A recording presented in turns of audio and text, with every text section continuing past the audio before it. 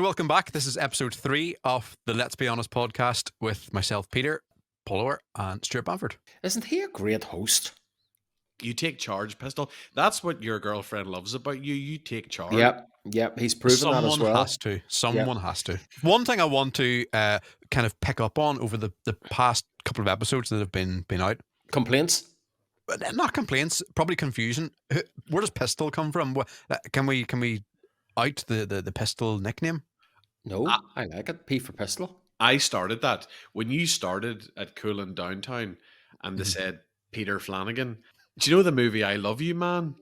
And there's a character there's a character in it called Peter. I don't think of... Yeah. It's like Paul Rudd and Jason somebody.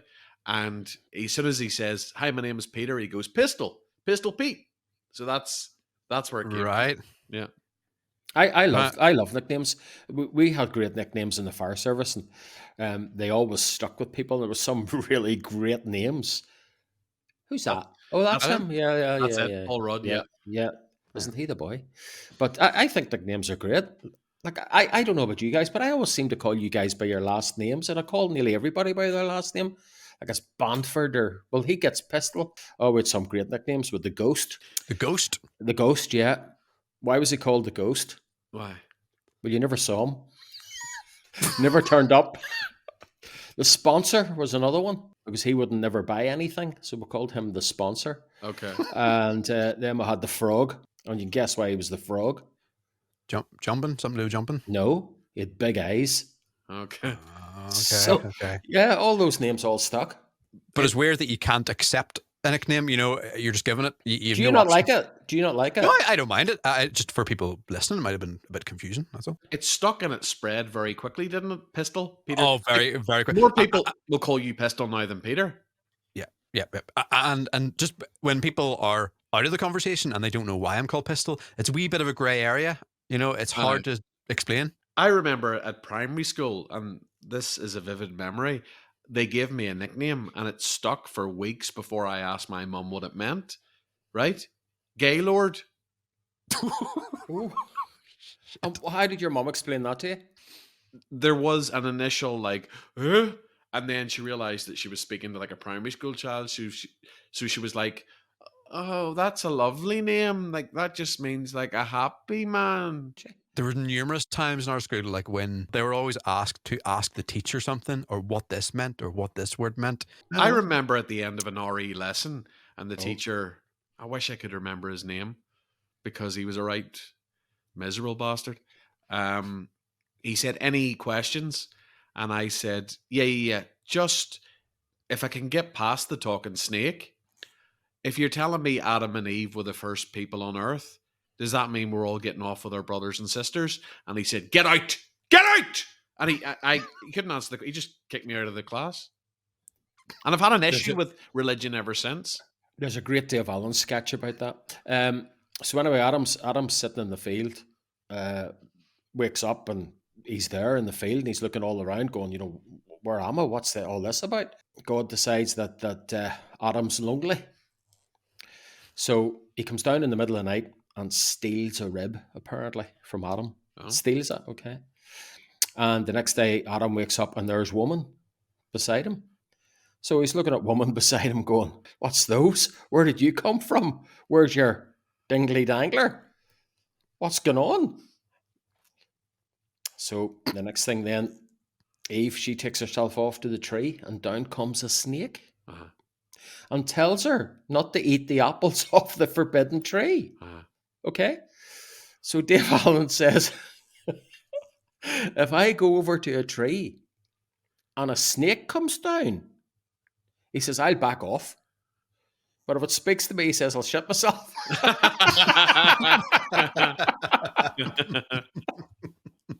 Oh, classic comedy, like back in the... You two boys wouldn't be in for that. Cancelled now, but you know. What about the amount of comedy shows that have been cut and they've been edited and so on, like for 2024? Well, you wouldn't get away with that now. That sort of stuff. You wouldn't get away with him. You wouldn't get away with any of that sort of stuff now. All just, or Benny Hill, or the likes of even Kenny Everett. But you know, I've said to Paul, you know, I started a few weeks ago a new job BBC related. And on day one, they asked everybody, what's when you think of the BBC, what's a standout TV show or bit of radio or bit of entertainment that it's the first thing that comes to mind that you think was significant and impactful? And I'm in a room with all these people half my age who are all going like, RuPaul's Drag Race. And I said, Only Fools and Horses. And they're all like, I've never heard of that. And the guy sort of like training or taking the session, he goes, oh, Only Fools was a very popular show for the Beeb in the 80s. I mean, we wouldn't stand by it now. It's very of its time. Today it would be seen as very politically incorrect. I'm like, what? What? And who's to say? Like, I'll be honest with you. Like, I'm not homophobic, but as a human being, there's more chance of me being offended by something in RuPaul's Drag Race than Del Boy Trotter. Father Ted. Sure, you can say the same thing about Father Ted and Dougal. Shows like Little Britain always did the young ones walk a fine line, but at that time, Little Britain was family entertainment. It was on lunchboxes. The guys played arenas. And who's to say that's like going through the history books and just ripping out pages because it doesn't suit your sensitive outlook on life? I'm always of the opinion, just avoid something. It doesn't need to be taken away. Just avoid it. Yes, but also, the thing about it is, if you've never heard of these programs we're talking about, right, and you consider them of a time or politically incorrect, how the hell would you have any sort of sense of humor today? Like, what do these people consider funny?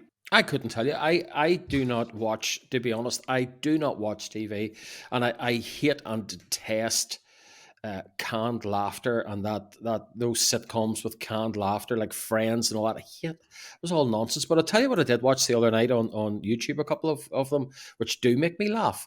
Like the bloopers and the outtakes and Clive James on TV. That's going back in the while, and that game show that came from Japan. Endurance, do you remember it? Did you ever see it on Clive James, where they put the contestants through the most horrendous tests? Right. But it's so funny. But today it would be frowned upon and would be completely. Oh, do you remember the woman that they used to bring on back? See, I keep asking you two guys, do you remember this? Do you remember that? Pistol's only 13 and you're only 22, Banford. Like, for goodness sake, I shouldn't be even asking you guys. But for anybody maybe listening to this or watching this may remember Mary Whitehouse, who was the TV critic of the day and would be ringing you, Banford, complaining about the output that went out, for example, last night. It was a disgrace. Fanny Craddock was called Fanny. Okay. I remember on the radio one day, I worked for a station called City Beat back in the day, and it was Pancake Tuesday. And I'm waffling away as I do, but I had this feature called Cecil the Chef, okay? And Cecil would come in around about 10 to 1 before lunch and fictitious character, and I would say, right, for lunch today we're having roast beef with a wine jus and blah blah blah. But this became so successful when I was out and about, people would say to me, what's on the menu this week with Cecil? But there was no such a person as Cecil. It was all just fictitious. But anyway, on Pancake Tuesday, I said that, of course, being Pancake Tuesday today, Cecil has conjured up some nice pancakes. And just before we went to the news junction, I said, well, and by the way, if you're making pancakes today, I hope they turn out like Fanny's. Right? And they went ballistic. Okay. They went ballistic. The doorbell, how dare you say Fanny on the radio? And blah. I said, well, the woman's name's Fanny Craddock. Yeah. What's the problem? Yeah. Oh, but you said your pancakes turn out like Fanny's. Yeah. Because Fanny Craddock was a good cook back in the day. But did you just go like, what's on the menu today? Oh, he's doing lasagna, or did you do a voice?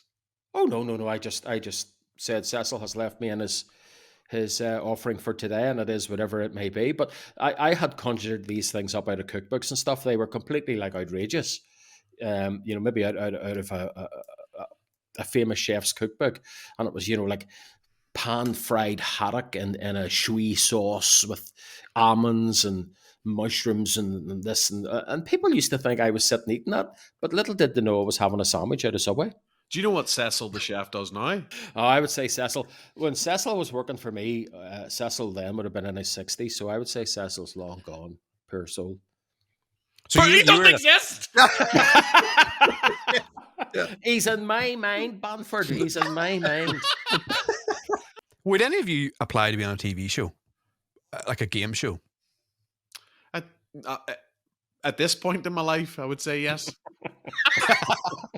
That would lead nicely into the most boring television game shows. You know what and the first one that springs to mind for me is Countdown. Where is the entertainment in Countdown? Like 15 letters make up a word. Can you divide all these numbers? Like, where is the entertainment in that? Or even to mention somebody else who's been cancelled, the Generation game with Jim Davidson. I was always no, I didn't like that. All right. No, I was very fond of Strike It Lucky. It was very good.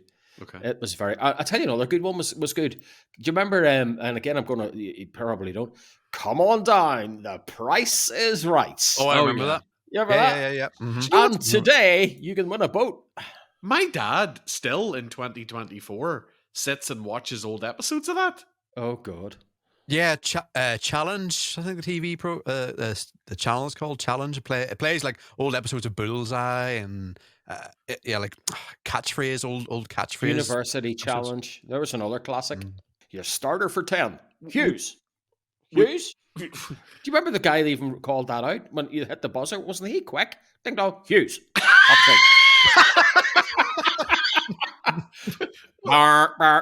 Samson. Clydesdale. Cecil the chef's about to come back. Do you remember?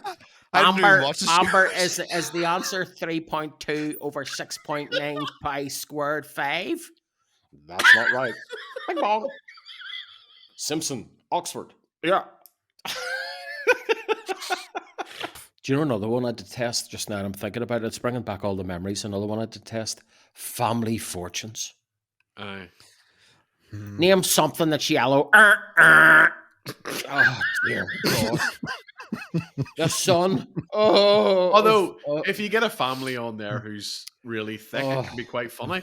But I would do something like... Player pass. Player pass. Oh, we'll play. Jim, we'll play.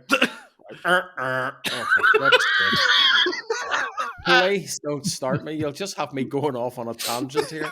I would do something that requires absolutely no skill, like Deal or No Deal. Deal or No Deal was all right, but again, it became a bit tedious, really, didn't it? Hey, we'll give you. Oh, that strikes me in another one too that I can't stand. I can't stand Bradley Walsh and bring in the what do you call her? The dealer and the chase. Aye. Here comes the vixen. Oh, please.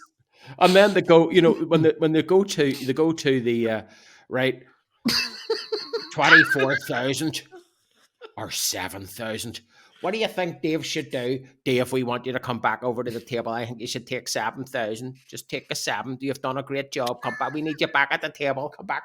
See, I would love to see you on something like, 4 in a Bed or Come Down With Me. Oh? Yeah. That 4 in a Bed is it's quite fun. Sort of, and come down with me is quite fun as well. It's quite, but Pistol would fall nicely into that category because he could pull out his Hello Fresh box. Tonight we're having butter chicken with all the spices. When will it be ready? Ding dong, that's out the door now. Yeah. Dude, there was an episode where someone was ordering from like the Chinese and getting it through the kitchen window to then serve it in the dining room. That's, I just, but the 4 in a Bed's good. I like people who go into the room and they're on top of the bed and they're looking on top of the curtain rail and they're wiping their finger to see if the dust is there. And would you ever? I wouldn't be that. I wouldn't care. Well, let's be honest here now as well, right? I spent a couple of days down there in a luxury hotel, made use of the facilities, etc., and I came back today and I did put a little review up on Tripadvisor about it.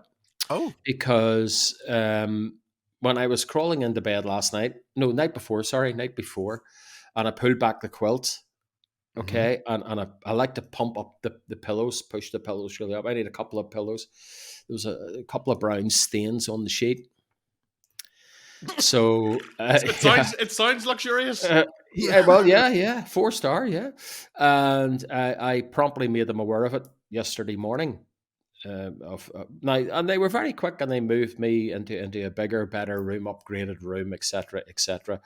And the rest of the stay then was fine. Can we read the review? Read it out. Yeah. Yeah. You want me to read it out? Yeah. Do you mention brown stains on the sheets? Yes, and I sent a picture of it as well. Right. I took a 'Cause picture. I took a picture. I have always wondered who the people are who put these reviews up. Right. Okay. Well, here's my review. Okay.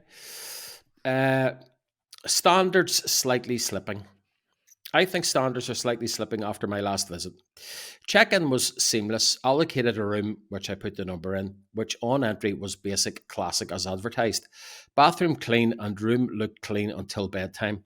After pulling back the sheets, I found 2 brown marks under the duvet and pillows. Pick attached. The next morning, I brought this to the attention of staff and was quickly upgraded to another room, which was much better, spotless, and a lot bigger, with tea, coffee, etc. Now onto the pool area. This was clean and very pleasant, but a few issues.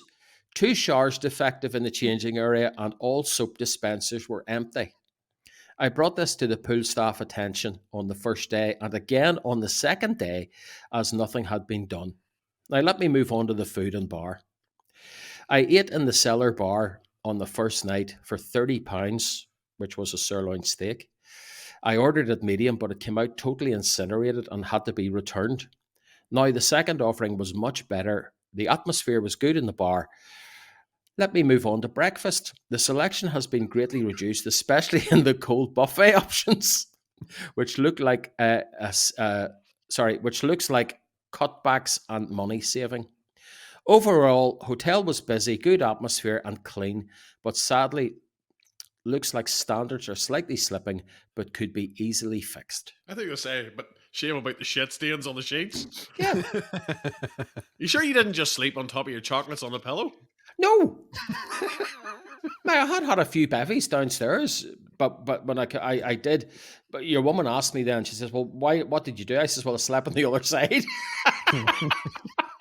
That's this is what I'm saying to you. You should be taking a wee GoPro with you and turning this into a YouTube channel. And there's a guy, I don't know if you've heard of him, he's called Walk With Me Tim. This guy goes to hotels and whatnot all over the world, films it and gives a really honest review. Now, he does things in hotel rooms that the type of thing people shouldn't do. Well, the type of thing you're describing on the likes of Four in the Bed, where he's like lifting everything up and ripping everything out. He's shining stuff over the carpet and all. It's very, very thorough. And these are like the Plaza Hotel in New York. So, and it is remarkable. Like, he'll stay in a place for one night. He'll show you that it's bogging, and then he'll go, well, how much did my night here cost? £3,000. Was it worth the money? Yeah, I think so. I don't mind paying for something if it's right. And we've had this conversation before, and if it's not right, I'll certainly mention it. And I'll certainly bring it to their attention. And why wouldn't you? Why wouldn't you? But would you have brought it to their attention, Banford? Well, but is there part of you that whenever you saw the brown on the sheets went, yes, I've got them? No, I was quite concerned actually when I saw it. I thought, jeepers. I wouldn't see any type of person. I would send the email the next day over the counter. I couldn't do that. But you see, this is where they have you, because they'll come back to you and say, well, why did you not bring it to our attention yesterday or the day before or when you were here? Why did you wait till you went home? How many reviews have you submitted on Tripadvisor? I don't know. I'll have to have a look. I didn't know if this was a question and answers thing. Pistol had been prepared. 37. Okay. It's not a big amount. Like, out of the 37, how many positive, how many negative?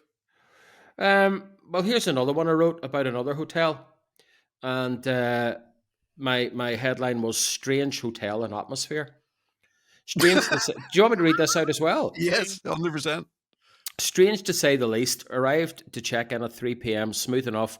The reception is placed in the bar area. Decided to have late lunch and a drink. Staff few and far between.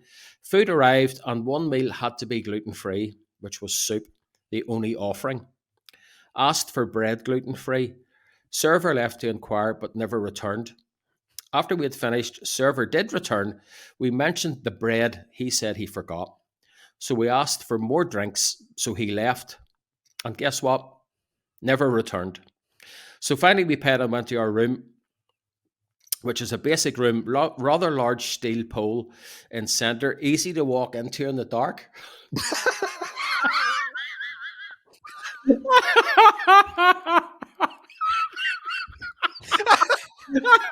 Oh dear. Now I'm reading that right. Is this from experience? Yes. Oh gosh. Wait a minute, hold on.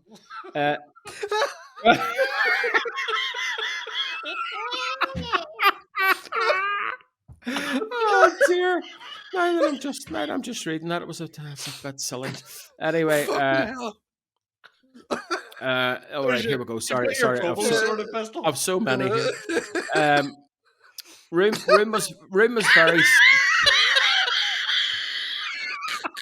room was very stuffy and dark. Bed was okay. Ensuite was okay too. Seemed clean enough.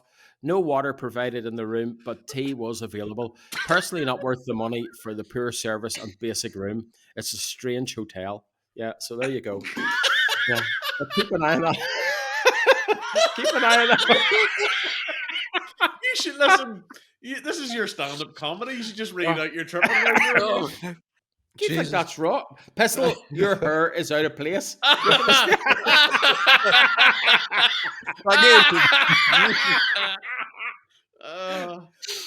Oh my god, and you died. Where do we go? You boys are mocking me now for that. I think that's sad that you're mocking me, because I'm very surprised that you two guys would just appreciate that and just accept it and go off. No, I appreciate the review. It was just the walking into the middle of a pool. It was very specific. Did you do that? Yeah. And my steamer to get to the toilet in the dark, yeah. There's a pole just in the middle of the floor. After you'd shit and it's painted black. on the sheets. Yeah. Paint the thing high vis or put one of those black and white checker tapes or something around it. I get the impression, boys, you don't think I should be doing reviews and things like that, but no, you should. That's new. You should. Yeah. But here's the other thing as well, and even there where I stayed this last couple of nights, and again, when I say standards are slightly slipping, all the employees of these places are all at college or school, or part time or whatever the case may be. And let's be honest, they don't care. These kids don't care whether you get your milk with your cornflakes or not. They don't care. I've Pistol, even it's more apparent than ever, particularly in the likes of hotels when you're stripping, not to talk about DJ stuff again, but when you're stripping the stuff down and trying to get out and they're trying to turn over the room, it's all wee kids who don't give a toss. They're all in like 0-hour contracts, and they're just like, every time you go to a hotel, there's new staff in. You don't recognize anyone. Yeah. The turnaround is just unbelievable. That gives me the impression, plus, that you must go to the same hotel quite a bit. Yeah. Do you? Yeah. Like for overnight stays? No, I just mean being there gigging. For gigs? Yeah. It's just young people who are studying at college or trying to make a few pound on the side, which is very admirable. Because and to be fair, like it is. I remember watching that show about hotels. Was BBC maybe with the Europa and the sleeve donor and all. To be fair, yeah. It's a tough job. Oh, very much. I couldn't do it. I couldn't. I wouldn't have the patience to do it. And we've been to those events, and we've all been to those events where they're catering for 300 or 400 people at awards events, etc. And the logistics and the organization that goes into that. And again, maybe it's lack of staff. I don't know. But the thing I've noticed with those types of functions, and you're talking about that amount of people, 300-400 people, they'll have 2 bar staff on. Well, that's not the point. Yeah. Exactly. And why is that? Because whoever they don't want to work, or they don't want to pay the full amount of salary or whatever the case may be, so nobody will work. And that's the problem again. That's going to fall back down onto the entertainment industry, and even if you went even down into the city centre here and went to a bar, you would find one or two people just dilly dallying around the bar. That's why I always think now, maybe it's an age thing, but I think now, like if you've got a day off or whatever and you fancy like a few drinks, something to eat or whatever, you're almost better doing it like afternoon creeping into the evening than going out late evening. Look, we were at a gig last week, a Simple Minds gig at the SSE, okay? And the people I were with wanted to go for a pizza, and there's a new pizza place in there. Mm. So down we tramped before the gig. Well, they couldn't take us for 20 minutes, okay? Because the place was rammed. Fine, okay. Well, one of the guys I was with had travelled down from Ballymoney. So he had to be away at a certain time. So we decided then we'd go up into, what do you call that chicken place? Nando's. Nando's, thank you. Well, he said when he came out, 15 minutes. The wait will be 15 minutes. Right, okay. So we stood and we stood and we stood and we stood and we stood. And it must have been 30 minutes or so before they came out to call us in Yeah. for the food, right? So lack of staff, how do they survive with a rush of people? It's just impossible. And every other night of the week when there's not a gig on, they're sitting there empty. But Correct. if I was going to a gig and for something to eat before it, I would never eat at that SSE complex. You'd eat in Belfast and walk across. Well, why would you do that? Because you'll get served a bit quicker. Speaking about SSE as well, have you seen the new, what do they call it? Walk out, go in, walk out shop. Do you know what? I saw that advertised the other day, and I have no idea what it is. You get a ticket or something? What is it? You basically scan. I think you scan you tap your card, tap your bank card on the way in, or your Amazon card. It's owned by Amazon, so you go in. It has your payment details, and it sees you. All the cameras are watching you what you take off the shelves, and it will just take it off your bank or take it off your Amazon account automatically. Off what shelves? Off the shelves in the shop. So drink, crisps, whatever they have in the arena, and it will just take it off your account when you walk out. Oh, well, here, let's be honest about that as well. Then you need to have plenty on your account. No, yeah, well, that's true. Because the price of beer and there's ridiculous. See, though, trying to get a beer, not even that. When you do get the price of it. But they're so, like, again, it comes back to, like, yeah, they're on minimum wage and they don't care, but the flies are dropping off them and they're just like... What are they like? And so much, like, not because I have an issue with drink, but because of that, I then have to order maybe 2 or 3 at a time because I'm not experiencing this again. No, I know. I know it's ridiculous. But the price of it, what's the price of a beer now in the SSE? It's about $9.50. It's probably about $7.50 maybe. Flip, I was paying $5 or $6.40 for a pint the other day, and I thought that was ridiculous. Yeah. And do you know how much a double Coke is? Oh, how much? A double Coke is nearly £6. I don't get that. So you go in and you get crisps and your drink and that sort of stuff. It again, like I was talking about in that previous episode about that that shop where you go in and you put the items in the till and it will just weigh them and it does it automatically. So yeah, the cameras will just see what you pick up and will take it off your account. There's got to be issues there. Well, tell me this. See, that the first issue is Amazon don't have my photograph, so how are they going to know it's me? As soon as you scan your card on the way in, it's like an airport. It's like an airport. So it'll have to be your bank card or if you've got an Amazon account, it'll be an Amazon card, I'm guessing. Right. And it's like an airport. The camera will catch you scanning that card.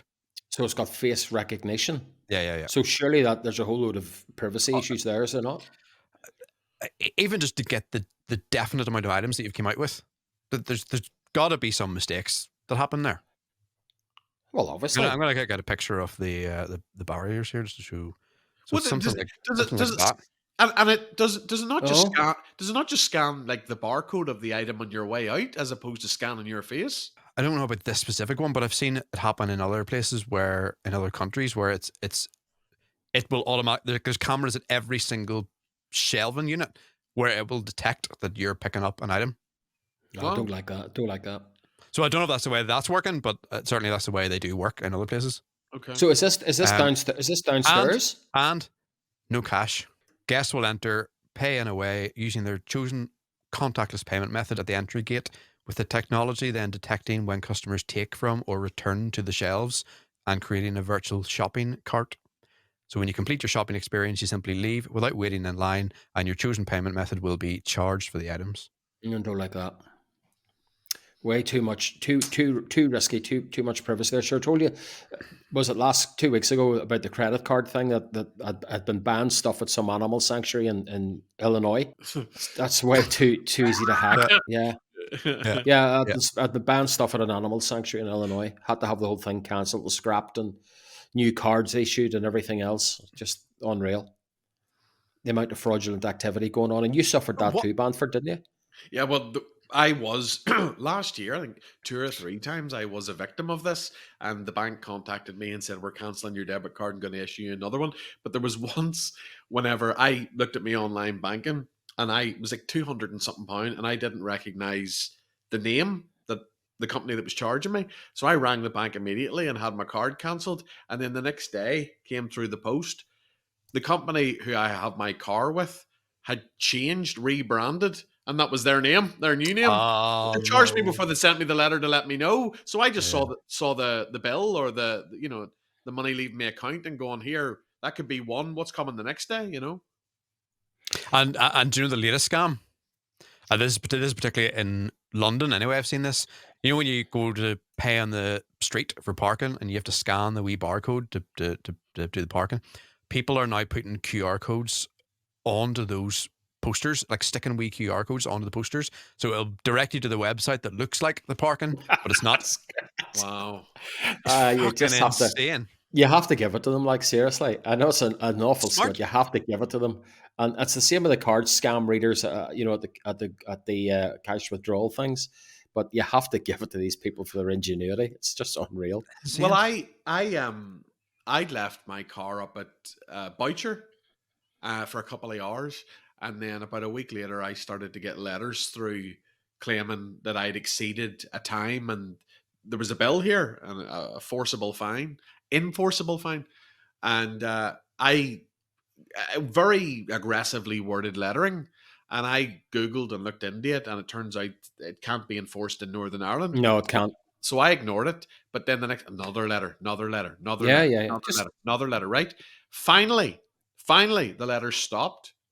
And about 4 weeks ago, I was parked in Belfast, and I think it was about 10, 15 minutes late coming back to the car. And now the letters have started coming again from the same company. so you parked in the same car park, No, this was in the centre of Belfast. That original one was out right? in Boucher. So I'm That's going to because it's, ignore yeah, it that's again. because it has read your number plate and it's flashed up that you didn't pay before. Yeah. But they're invoices. They're not penalty charge notices. They're invoices. Yeah. Okay. So you But just you listen, the way they're worded, and like if you yeah, were yeah, yeah, of yeah. a certain age, they're quite Mug enough. threatening. Yeah, Yeah. yeah, 100%. You're mug enough. Can we bring up the point because it's been on my head today. We'll not like discuss much about it, but very excited to hear that there could be sponsorship on the cards. Let's not name anything, but yeah, No. there's rumblings of potential. Rumblings There's already. I talks know. in the works. Yeah. I know. I hate I hate that. You know when people put up photos of something saying something is incoming or wait for this. Big news on Oh, Friday. I Big hate that. news. Now, Big news no, on Friday. I must admit, I sometimes have done it myself, but in general, it's just an awful, such a big headed thing. And, Big and news. and I know exactly what you're talking about, but equally what I find just as annoying is, and you can tell a lot about someone's state of mind when they put like on their Instagram stories, um, like an inspirational speech by like Denzel Washington or Matthew McConaughey with his Oscar on, never give up. As many times they'll tell you to stop, never give up, never quit. And you can just go, okay, you're having a real crisis of confidence and you need that to tell you what you want to hear. A female friend of mine there recently said, and I had to laugh. Big news in 9 months. I says, all right. Wonder what that could be. Yeah, I think people just love to be talked about in that way when they put something like that up. They just love to be seen to be doing something. Do you know what? Literally before we hit record, you've got me thinking now. Before we hit record this evening, there's a girl in England who she's got a decent voice, and she always puts up these videos of her like somewhere busking, like trying to do the whole Ed Sheeran thing, right? And she revealed that I think last week her application to be a busker in central London was turned down, and after 10 years of like pursuing this career and all this. And she put this video up today where she's sitting in the front of her car going, guys, today's not been a good day. And I don't know if it's the weather. I don't know if it's just my application being turned down, but I'm finding life very overwhelming. And then she starts to cry. And then she goes, the only thing getting me through is you guys, because whenever I even tell myself that I'm not good enough and I should quit, I read your comments. And I looked into the comments. There were 8 comments. And yeah, it was like, hey, you're a star. Any day now, someone's going to snap you up. Oh, you have a 1 in a million voice check. It was killing me not to write underneath it. Give up. How long has she been busking in London? Well, she's been pursuing this journey for How 10 years. She needs to start to go to work at McDonald's.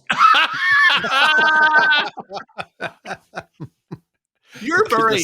That's something I would say about you, Paul. You're a lovely guy in real life, but social media brings out a nasty side of you, doesn't it? Yeah. She needs to go and work. She needs to go and work at McDonald's. No, but and you're telling me she has to apply to be a busker in London. So they've obviously come out and listened to her and thought, no way. they have to apply for their pitches, and but I've just looked it up. How much do you think it is for 6 months? The busk in London? Yeah. 1,500 quid. No. Less? Far less. Oh, 500? right. 300. Less. 50 quid. Less. Less? Tenner. 20 quid for 6 months. Wow. 20 quid for 6 months? That's very cheap. Take that on myself. That's good value. And you pick your spot. No, that's the thing. Yeah. She had applied for she had to apply for a certain place that she wanted to do it. Obviously, you want to go to probably those tube stations or whatever where all the football is. Or Hyde Park Corner or somewhere like that. Or Trafalgar Square or somewhere. But she obviously is not good enough. So, the next move is McDonald's. Wow. But is it maybe not the amount of people that have already got the spots? Yes, but like everything, and we've been to the likes of the Northern Ireland Fish and Chip Shop Awards, it's all political. Mm. Are you insinuating that the Fish and Chip Shop Awards are political? When half the nominees are no longer in business, I would argue it's probably... Do you remember that? Shall we talk about, or are we done here? Shall we talk about P. Diddy, or are we done? You're going very close to the edge, Banford. All right, okay. I think it's because I've listened to it all day long. Now I need to get this out of my system. Allegedly. I'm so unaware of anything that's going on. All right, Google it. What about that boat that hit the bridge? Oh, yes. That was... Now they're talking conspiracy theories and... What do you mean? Sure, what do you mean? Well, they're all talking it was intentional. Wow. I don't believe that. The boat was hijacked and blah, blah, blah. But people just love to spin conspiracy on anything. Yeah, well, the conspiracy they're going on today about that it was hijacked and the lights went off and the next thing you see the smoke coming out of the engine and they put it up to full power to go and hit the bridge and all this nonsense. Do you know, I'm going to send it on to you, and this has stayed with me. It's on YouTube. There's a guy who once rang in the Howard Stern show, right, and admitted live on radio that he had been for a few years a serial killer, right? He was a married man with kids, and he'd been traveling all over America killing people, right? And like Howard Stern's trying to tap into the motive, and some of what he talked about was fairly graphic. But then he said, I know it's wrong. I know I shouldn't do it, and I'm trying to stop. But now, to be fair to me, I haven't done it in about 3 weeks. And Howard Stern said, why is that? And he says, because I've had car trouble. There was a movie about that. Did you ever remember the movie about that? Well, it said at the end of the clip that the guy, to this day, has still not been identified or found. Well, there was a movie made about that many years ago called Midnight Cowboy. Right. So he's still out there. And this guy calls into the radio show and the guy's on air and he calls him and he's doing this and he's doing that. And they made a movie about that. That was a true story, in New York. They called the movie Midnight Cowboy. All right, well, I think we'll wrap it up for this week then. Obviously, we need to give a shout out. Looking out the window. I'm just very concerned. One of my solar lights is going off. Oh, I'm surprised they're charging in the weather that we're getting. Well, I've got a wee bit of sun this afternoon, but it's just gone off there, so it obviously didn't get very much. We need to obviously give a shout out to subscribers and to watchers and so on. Do keep hitting the subscribe button if you are watching. It amazes me the amount of, and even the videos that I watch. You watch so many videos from one person, but you never. It takes a lot to hit subscribe. I never do it because I get the feeling that you get inundated with bloody emails or something. Do you? Don't talk people into doing it. That'd be a good idea. Yeah. Be a Patreon member. Patreon. Sure, you wouldn't get the crack anywhere else. Where else would you get the crack? No, but it's going to help us grow. So that's why we would really appreciate it if people liked and subscribed. Oh, look at that. Hit the button at the bottom or hit the button at the top. See you next week. Cheerio.